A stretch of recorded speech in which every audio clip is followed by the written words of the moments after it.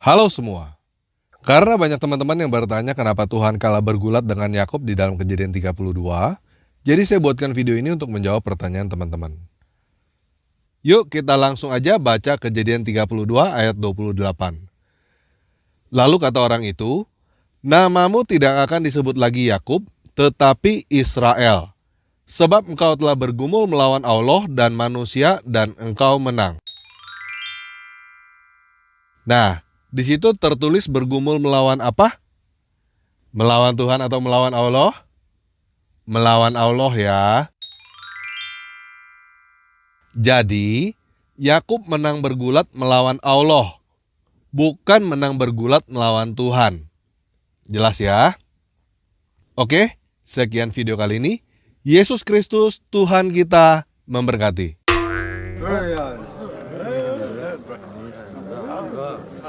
Hah? Apa? Masih nggak jelas? Apanya yang nggak jelas? Gini, saya bukan penyembah Allah. Jadi silakan teman-teman tanyakan langsung kepada para penyembah Allah, kenapa mereka menyembah sesuatu yang kalah dari Yakub? Saya juga nggak ngerti.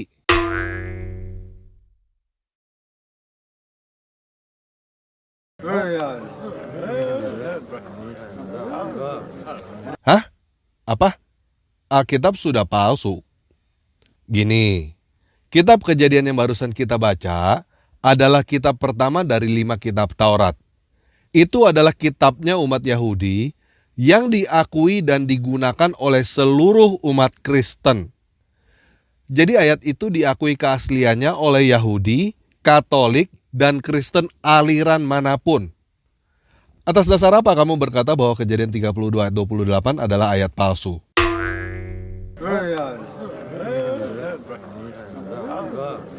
Hah? Apa? Menghujat Allah? Begini, kamu udah tahu belum bahwa Allah itu adalah sesuatu yang punya 2 tangan dan dua-duanya adalah tangan kanan? Kamu udah tahu belum bahwa Allah itu adalah sesuatu yang akan menyingkapkan betisnya? Bukankah dengan berkata bahwa Allah akan menyingkapkan betisnya, berarti Allah punya betis seperti makhluk? Masa Allah punya betis kayak makhluk? Buat apa Allah punya betis? Coba jawab kalau kamu benar-benar tahu Allah. Allah itu punya betis 1 atau 2? Kalau ada 2, apakah kedua betis Allah itu adalah betis kanan seperti tangannya? Gimana? Kamu nggak tahu apa-apa tentang Allah kan?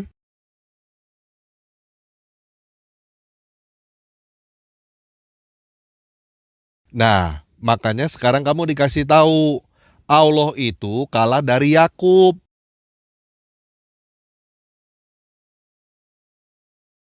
Jadi silakan teman-teman tanyakan kepada para penyembah Allah, ngapain sih menyembah sesuatu yang kalah dari Yakub?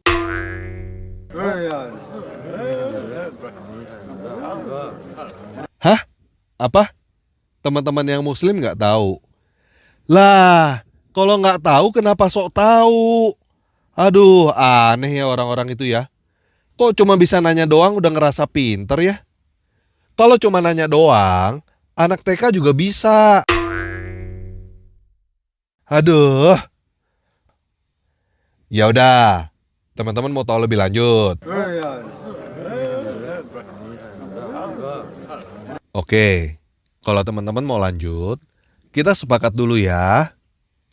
Yang pertama, kita sepakat bahwa Allah bukan Tuhan. Kalau teman-teman belum sepakat, silakan baca lagi Kejadian 32 ayat 28. Allah kalah bergulat dengan Yakub. Dengan Yakub aja kalah bergulat, berarti bukan Tuhan kan? Oke? Nah, kalau kita udah sepakat bahwa Allah bukan Tuhan, maka kita bisa sepakat untuk membuang semua kata Allah yang ada di dalam Alkitab. Kita nggak butuh ada kata Allah di dalam Alkitab sama sekali. Kita gunakan kata yang lebih tepat, yaitu kata ilah. Karena semua kata Allah yang ada di dalam Alkitab, artinya hanya ilah. Nggak lebih, nggak kurang. Kalau teman-teman nggak setuju, silakan tutup video ini sekarang Dan silakan terus menyembah dan memuja Allah. Sambil ingat bahwa Allah yang kamu sembah dan kamu puja itu kalah bergulat dengan Yakub. Oke? Gimana? Sekarang udah jelas ya? Allah bukan Tuhan. Semua kata Allah yang ada di dalam Alkitab artinya hanya ilah. Artinya hanya dewa, dewata. Nggak lebih, nggak kurang. Oke? Dan sekarang kamu jangan terlalu cepat untuk mengambil kesimpulan apa itu ilah, apa itu dewa, apa itu dewata. Karena seperti kata Allah yang kamu sudah salah kaprah, kamu juga sudah salah kaprah dengan pengertian kata ilah, dewa, dan dewata. Jadi kita akan mulai dari awal, kita akan belajar dan mendefinisikan ulang apa arti kata ilah. Yang kedua, kita kembalikan kata Tuhan ke makna yang seharusnya, yaitu Tuan, penguasa, majikan, bos. Kata Tuhan itu artinya bukan yang maha kuasa, bukan pencipta. Tuhan artinya adalah Tuan, penguasa. Oke? Yang ketiga, kita buka kata Tuhan dengan huruf kapital semua, sesuai dengan nama yang seharusnya, yaitu nama Yahweh. Yang keempat, kita nggak usah sok tahu lah. Kita akui bahwa kita nggak mengerti dan apa yang sudah diajarkan kepada kita selama ini nggak mampu menjelaskan Kejadian 32 ayat 28. Bagaimana? Setuju gak? Kalau teman-teman setuju, silakan lanjut nonton. Kalau nggak setuju, silakan tutup video ini sekarang. Karena untuk mengerti Kejadian 32 ayat 28, kita harus mengubah sudut pandang kita secara total. Kita nggak akan bisa paham hanya dengan melihat Kejadian 32 ayat 28 secara mikro. Kita harus melihat dan mengerti keseluruhan ceritanya secara makro. Kamu nggak akan bisa mengerti jika kamu bersikukuh dengan sudut pandang dan apa yang diajarkan oleh para guru kamu yang sama nggak ngertinya seperti kamu.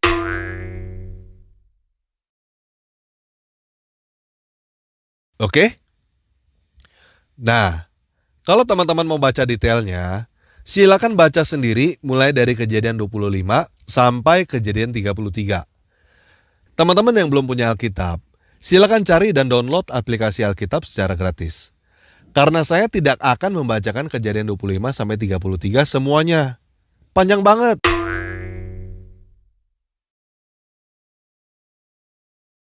Saya akan menjelaskan garis besarnya dan akan membacakan ayat-ayat yang penting aja. Oke? Kita mulai aja ya.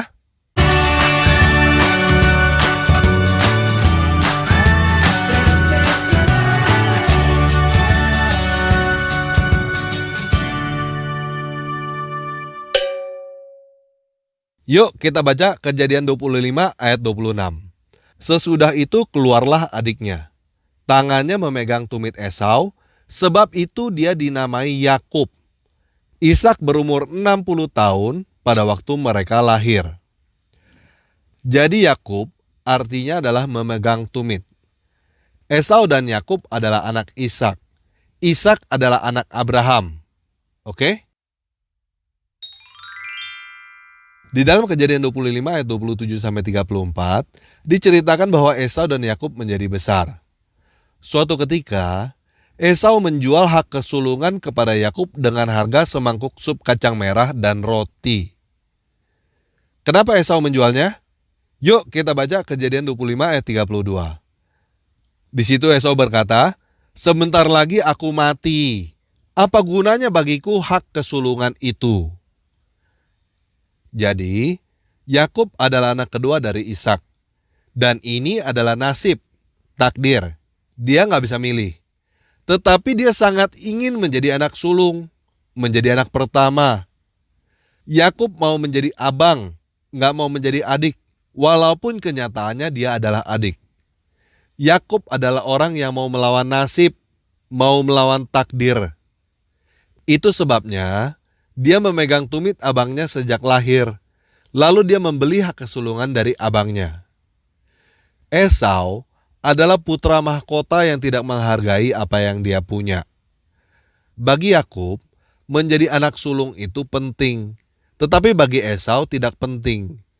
Itu sebabnya Esau menjual hak kesulungannya dengan harga semangkuk sup kacang merah. Nah, sekarang coba kamu lihat kamu sendiri. Kamu adalah seseorang yang mau mengadu nasib seperti Yakub, atau kamu adalah seseorang yang tidak menghargai apa yang kamu punya seperti Esau? Nah, ini adalah sudut pandang yang saya ingin share kepada teman-teman ketika membaca Alkitab. Temukan diri kamu sendiri di dalam Alkitab.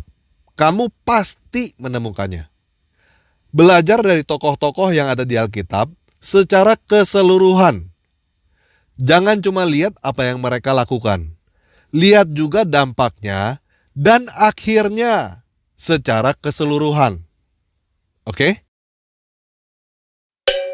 Kejadian 27 menceritakan apa yang mereka lakukan.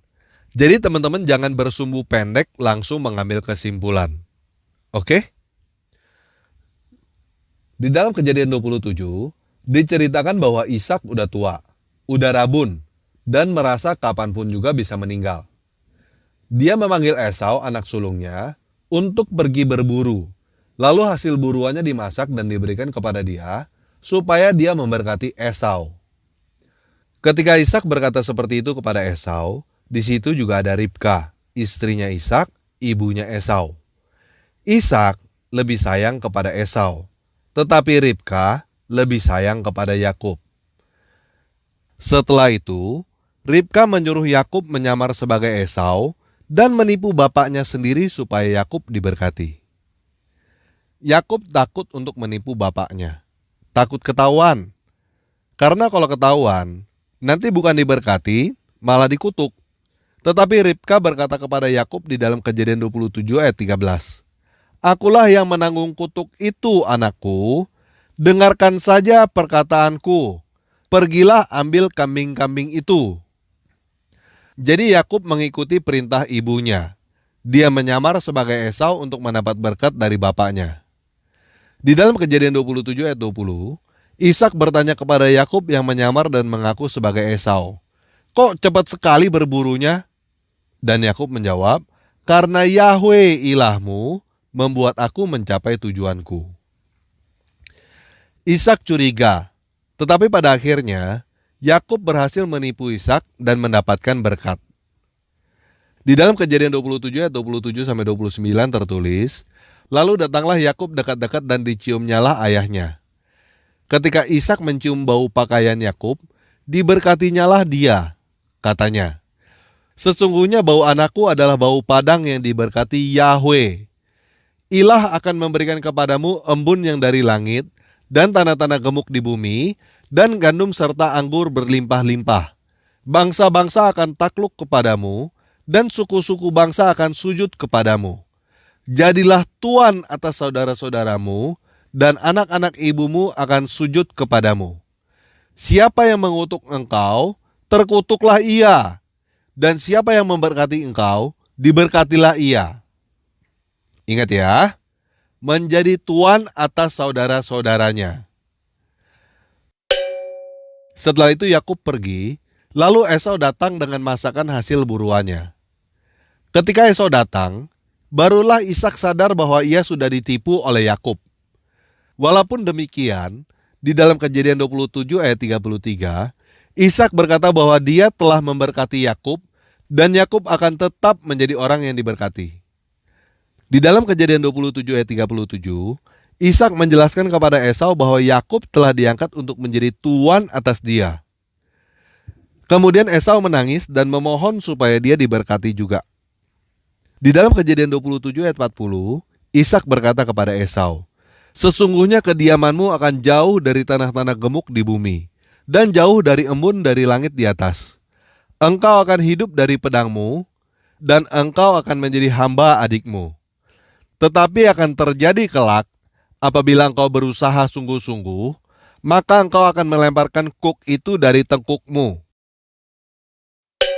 Nah, sekarang kita mulai lihat dampaknya. Sesudah itu Esau menjadi dendam kepada Yakub dan berkata bahwa pada waktu ayahnya meninggal, dia akan membunuh Yakub. Hal ini terdengar oleh Ribka, ibunya. Dan ibunya menyampaikan kepada Yakub bahwa Esau sakit hati dan berniat membunuh Yakub. Setelah itu Ribka menyuruh Yakub untuk melarikan diri ke pamannya Yakub yang bernama Laban di suatu daerah yang bernama Haran. Nah, sekarang kamu bayangkan kamu menjadi Yakub ya. Kamu berhasil mendapat hak kesulungan dan berkat yang kamu mau. Kamu mendapatkan status menjadi tuan atas abangmu, tetapi abangmu berniat membunuh kamu, dan kamu harus melarikan diri. Di dalam Kejadian 28, Ishak memanggil Yakub. Dia sama sekali tidak marah kepada Yakub karena menipunya, apalagi berniat menghukum atau membunuh Yakub. Ishak malah sekali lagi memberkati Yakub. Ishak berkata, "Janganlah mengambil istri dari perempuan Kanaan. Bersiaplah, pergilah ke Padan Aram, ke rumah Betuel ayah ibumu, dan ambillah dari situ seorang istri dari anak-anak Laban, saudara ibumu. Moga-moga Ilah yang Maha Kuasa memberkati engkau, membuat engkau beranak cucu, dan membuat engkau menjadi banyak, sehingga engkau menjadi sekumpulan bangsa-bangsa.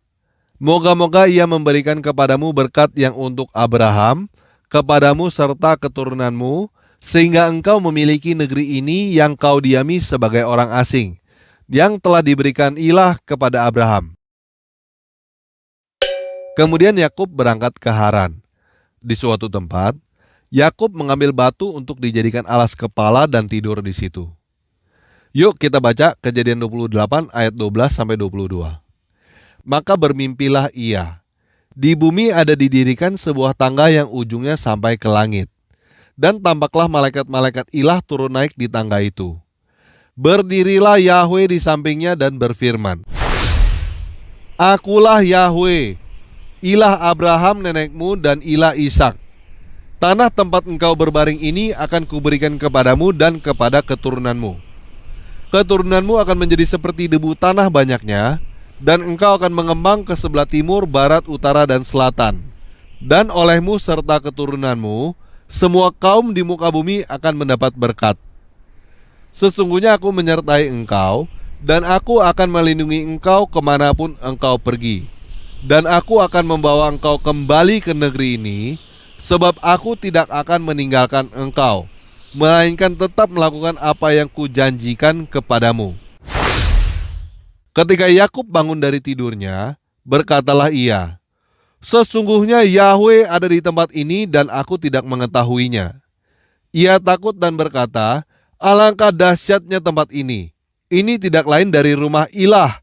Ini pintu gerbang surga.' Keesokan harinya pagi-pagi, Yakub mengambil batu yang dipakainya sebagai alas kepala dan mendirikan itu menjadi tugu dan menuang minyak ke atasnya. Ia menamai tempat itu Betel, dahulu nama kota itu Luz. Lalu bernazarlah Yakub, 'Jika Ilah akan menyertai dan akan melindungi aku di jalan yang kutempuh ini, memberikan kepadaku roti untuk dimakan dan pakaian untuk dipakai, sehingga aku selamat kembali ke rumah ayahku, maka Yahwe akan menjadi ilahku. Dan batu yang kudirikan sebagai tugu ini akan menjadi rumah Ilah. Dari segala yang engkau berikan kepadaku, akan selalu kupersembahkan 1/10 kepadamu.'" Di dalam Kejadian 29, diceritakan bagaimana Yakub tiba di tempat pamannya yang bernama Laban. Dia sepakat untuk bekerja selama 7 tahun bagi Laban, untuk mendapatkan anak Laban yang bernama Rahel sebagai istrinya.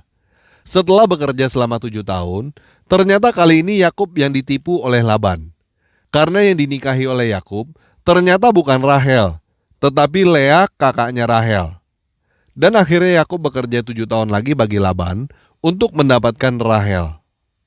Di dalam Kejadian 29-30 juga diceritakan bagaimana konflik yang terjadi antara Lea dan Rahel. Bagaimana Yakub mendapatkan anak-anak dan hartanya. Juga diceritakan bagaimana terjadinya saling curang-mencurangi antara Yakub dan Laban.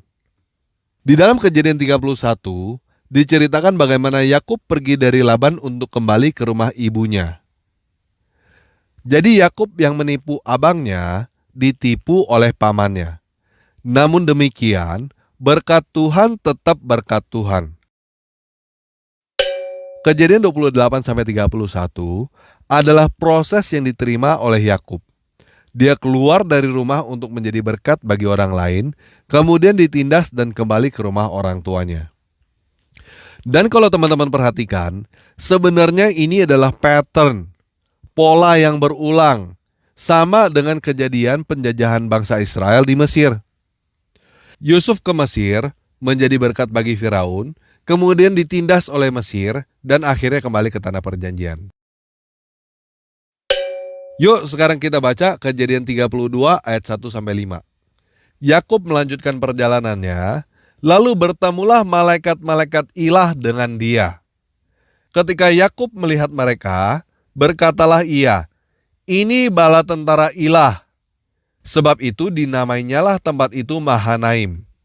Sesudah itu, Yakub menyuruh utusannya berjalan lebih dahulu mendapatkan Esau kakaknya ke tanah Seir daerah Edom. Ia memerintahkan kepada mereka, "Beginilah kamu katakan kepada tuanku, kepada Esau. Beginilah kata hambamu, Yakub. Aku telah tinggal pada Laban sebagai orang asing dan diam di situ selama ini. Aku telah mempunyai lembu sapi, keledai dan kambing domba, budak laki-laki dan perempuan, dan aku menyuruh memberitahukan hal ini kepada tuanku, supaya aku mendapatkan kasihmu."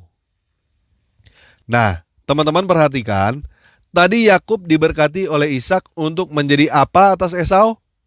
Untuk menjadi tuan kan? Sekarang Yakub memanggil Esau apa? Tuanku. Yakub menyebut dirinya sendiri apa? Hambamu. Kontradiksi ya. Begini, sekali lagi saya katakan, jangan bersumbu pendek.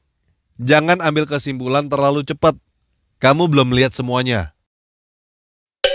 Yuk kita baca lagi Kejadian 32. Kemudian pulanglah para utusan itu kepada Yakub dan berkata, "Kami telah sampai kepada kakakmu, kepada Esau, dan ia pun sedang di jalan menemui engkau, diiringi oleh 400 orang. Lalu sangat takutlah Yakub dan merasa sesak hatinya. Maka dibaginyalah orang-orang yang bersama-sama dengan dia, kambing dombanya, lembu sapi dan untanya, menjadi 2 pasukan. Sebab pikirnya, jika Esau menyerang pasukan yang satu sehingga terpukul kalah, maka pasukan yang tinggal akan terluput. Kemudian berkatalah Yakub, 'Ya ilah nenekku Abraham dan ilah ayahku Ishak, ya Yahweh yang telah berfirman kepadaku, pulanglah ke negerimu serta kepada sanak saudaramu, dan aku akan berbuat baik kepadamu. Sekali-kali aku tidak layak untuk menerima segala kasih dan kesetiaan yang engkau tunjukkan kepada hambamu ini. Sebab aku hanya membawa tongkatku ini waktu aku menyeberangi sungai Yordan ini, tetapi sekarang telah menjadi 2 pasukan. Lepaskanlah kiranya aku dari tangan kakakku, dari tangan Esau, sebab aku takut kepadanya. Jangan-jangan ia datang membunuhku, juga ibu-ibu dengan anak-anaknya. Bukankah engkau telah berfirman, tentu aku akan berbuat baik kepadamu dan menjadikan keturunanmu seperti pasir di laut yang karena banyaknya tidak dapat dihitung." Jadi apa yang ada di benak Yakub? Esau datang membawa 400 orang untuk membunuhnya. Yakub masih teringat perkataan ibunya bahwa Esau dendam dan mau membunuhnya. Karena dulu Yakub mengambil hak kesulungan dan berkat dari ayahnya. Jadi Yakub mengirimkan persembahan di depan kepada Esau untuk mendamaikan hati Esau supaya Esau tidak membunuhnya. Nah, sampai di sini, dengan apa yang dilakukan oleh Yakub, saya berharap teman-teman bisa paham apa yang Yesus ajarkan di dalam Lukas 16 ayat 9.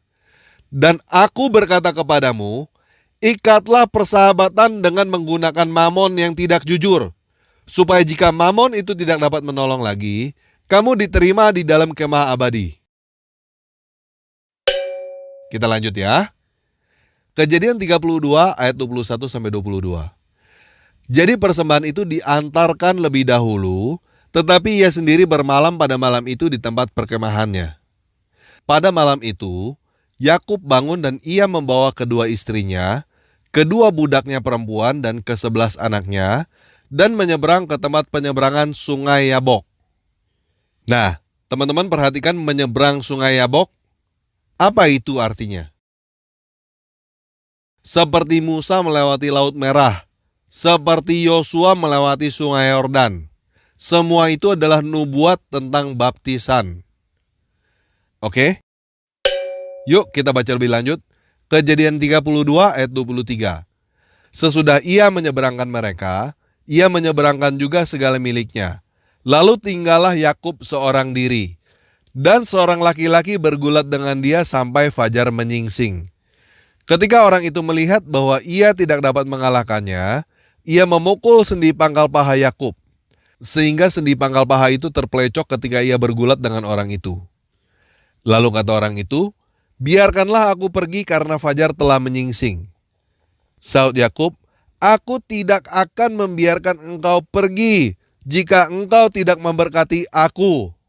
Bertanyalah orang itu kepadanya, "Siapakah namamu?" Saudnya, "Yakub."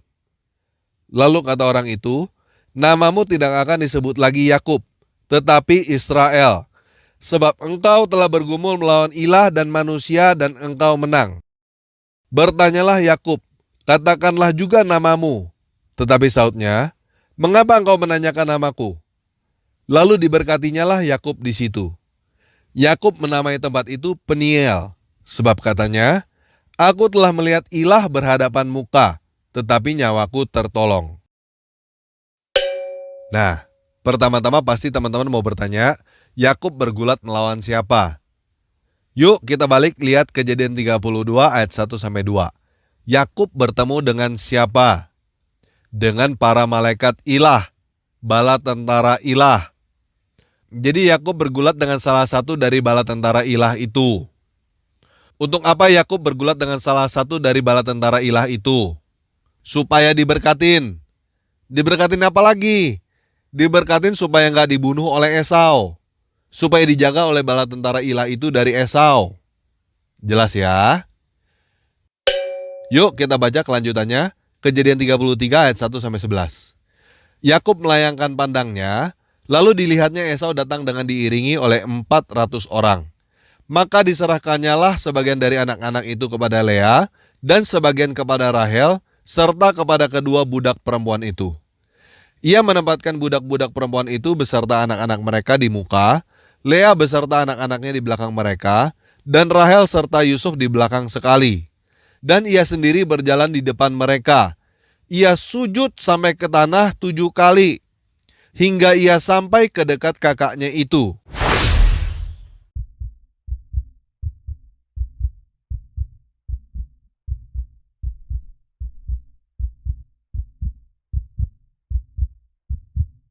Tetapi Esau berlari mendapatkan dia, didekapnya dia, dipeluk lehernya, dan diciumnya dia. Lalu bertangis-tangislah mereka.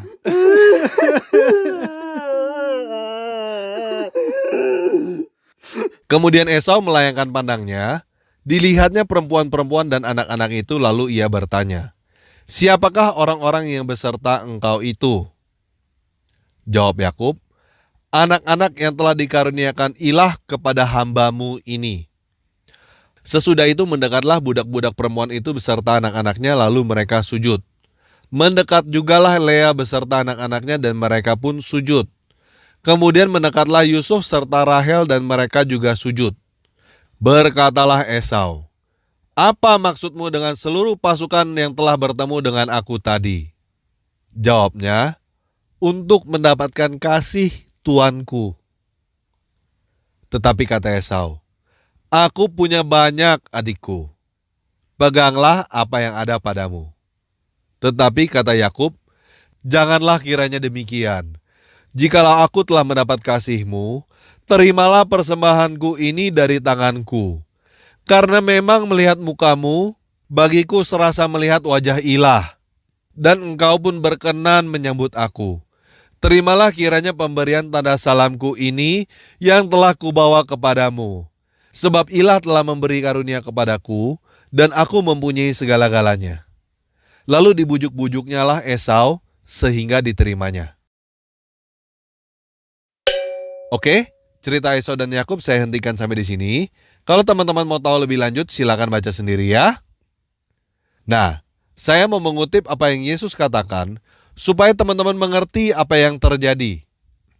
Supaya teman-teman paham bahwa definisi kamu tentang berkat, tentang menjadi pemimpin, tentang ilah, berbeda dengan definisi Yesus. Oke? Matius 20 ayat 25-28 terjemahan tanpa ragi. Kemudian Yesus memanggil mereka dan berkata, "Kalian tahu bahwa para pemimpin bangsa-bangsa menggunakan kuasa mereka dan para pembesar menggunakan wewenang mereka. Bukanlah demikian di dalam kalian. Tetapi siapa yang ingin menjadi besar di dalam kalian, dia akan menjadi pelayan kalian. Dan siapa yang ingin menjadi yang pertama di dalam kalian, dia akan menjadi abdi kalian. Seperti putra manusia tidak datang untuk dilayani, tetapi untuk melayani dan memberikan jiwanya untuk menggantikan tebusan orang-orang yang banyak." Jadi begini, Yakub memulai hidup dengan berpikir bahwa untuk menjadi pemimpin, dia harus menipu orang. Tetapi pada akhirnya, dia belajar bahwa untuk menjadi pemimpin, dia harus melayani. Seperti yang Yesus ajarkan. Oke, sekian video kali ini. Yesus Kristus Tuhan kita memberkati.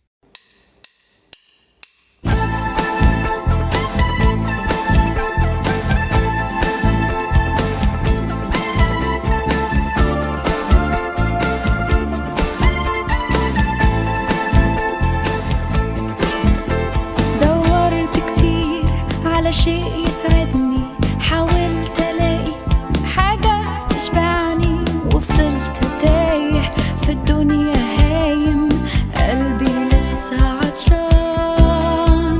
سمعت واحد بيناديني، قال تعال امسك بإيدي، أنا عارفك، ده أنا خلقك، أنا حاسس بيك،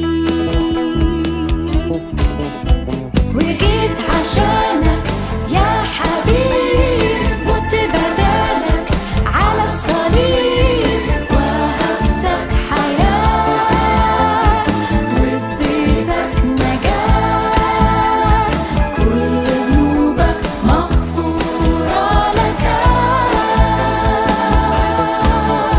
وشفت إيه